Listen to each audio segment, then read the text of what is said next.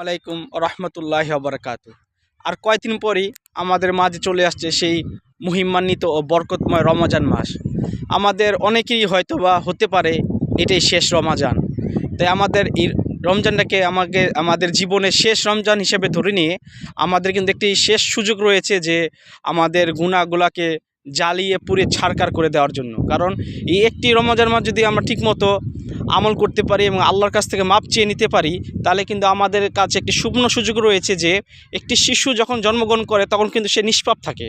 তো আমাদের জন্য একটি সুবর্ণ সুযোগ এই রমজান মাস উপলক্ষে যে এই রমজান মাসকে যদি আমরা সঠিকভাবে ব্যবহার করতে পারি এবং আল্লাহর কাছ থেকে যদি মাপ চেয়ে নিতে পারি, তাহলে আমরা ঠিক সেইভাবে একটি শিশু যেভাবে ভূমিষ্ঠ হওয়ার পরে নিষ্পাপ থাকে, আমরা কিন্তু সেই নিষ্পাপ হয়ে যেতে পারি। আমাদের গুনাহগুলোকে সব ঝরে যেতে পারে এই রমজান মাস সঠিকভাবে ব্যবহার করার মাধ্যমে। একটি তুলা বা ফোম যদি আমরা একটি পানির মধ্যে রাখি, যে সে ফোম বা তুলাটা যেভাবে পানিটাকে শোষণ করে নেয়, এই রমজান মাস আমাদের গুনাহগুলোকে ঠিক সেইভাবেই শোষণ করে নেবে যদি আমরা সঠিকভাবে ইবাদত করতে পারি এবং আল্লাহর কাছ থেকে মাপ চেয়ে নিতে পারি।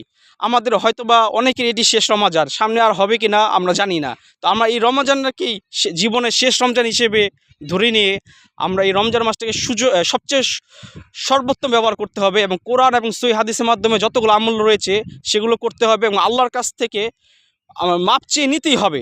এবং বিশেষ করে রমজানের শেষ রমজানের সবে কদর, লাইলাতুল কদর, যে 10টি মর্যাদাপূর্ণ রাত রয়েছে, এই রাতগুলোকে বিশেষ করে বিজোড় রাতগুলোকে যদি আমরা আল্লাহর কাছ থেকে মাপ চেয়ে নিতে পারি, তাহলে আমাদের আর কিছুই লাগবে না ইনশাআল্লাহ। তা আমাদের আসলে এই রমজান মাসটাকে আমাদের সর্বোত্তম ব্যবহার করতে হবে এবং যত উপযুক্তভাবে আমল করতে হবে, কোরআন এবং সহিহ হাদিসের যে নিয়মগুলো রয়েছে সের মধ্যে আমল করতে হবে এবং এই রমজান মাসটাকে সর্বোত্তম কাজে লাগাতে হবে। জাযাকুল্লাহু খাইরান ইনশাআল্লাহ আজিজ।